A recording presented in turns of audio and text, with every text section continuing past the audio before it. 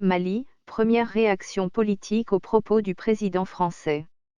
Au Mali, les réactions aux propos peu amènes du président Macron, jeudi, à l'encontre des autorités de transition et notamment du Premier ministre Choguel Maïga. Les partis M5 RFP et le parti Yelema réagissent sur RFI mais du côté des autorités de Bamako, silence radio alors que sur le terrain, la coopération avec Paris se poursuit. Au Mali, les propos virulents et peu diplomatiques d'Emmanuel Macron font réagir.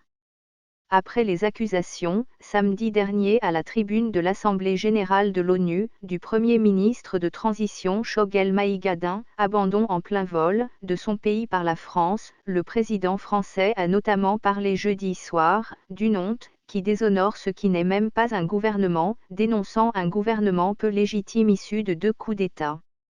Jimil Bitar pour le M5 RPF. Pour Jimil Bitar, le porte-parole du mouvement M5 RFP qui soutient les dirigeants de la transition joint par François Mazet, cette sortie est une déception, et les Français sont désormais des ennemis voilés, qui doivent quitter le Mali. C'est le néocolonialisme qui continue. Les Maliens n'ont pas, aujourd'hui, de visibilité par rapport à cette présence militaire française en République du Mali.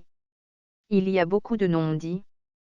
Comme la France avait déjà décidé de changer de méthodologie et de changer de stratégie sans concertation préalable, nous préférons avoir aujourd'hui des mercenaires, que d'avoir des ennemis voilés en amis.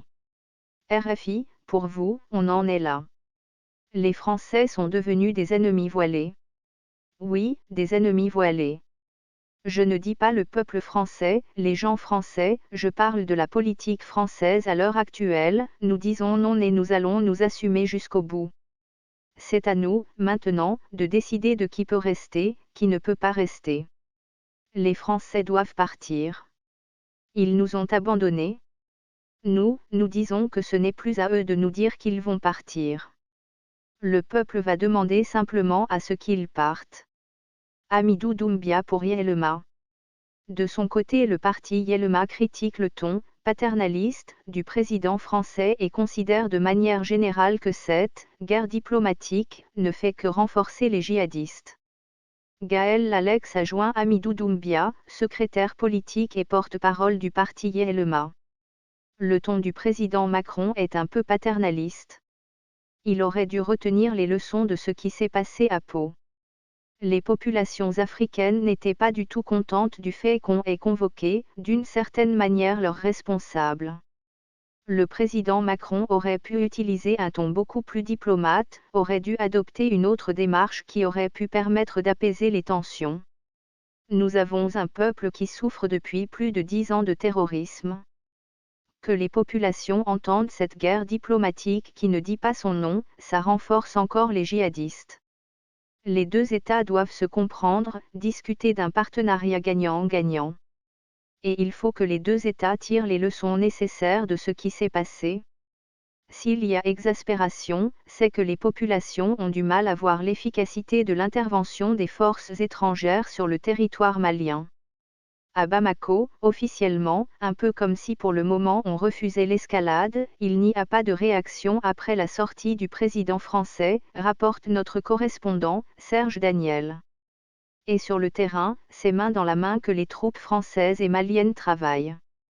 Ainsi, selon des informations fournies par la force française Barkhane et confirmées de sources militaires maliennes, les militaires des 2 pays ont encore traqué ensemble, ces derniers jours, des terroristes dans le nord du Mali.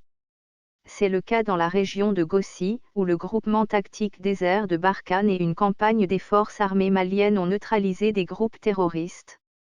Dans la même région, ce sont les militaires maliens, avec le soutien aérien de Barkhane, qui ont mené des opérations de reconnaissance dans un secteur qu'ils fréquentaient peu. Mais le Mali prouve qu'il entend approfondir sa coopération militaire avec un autre pays, la Russie.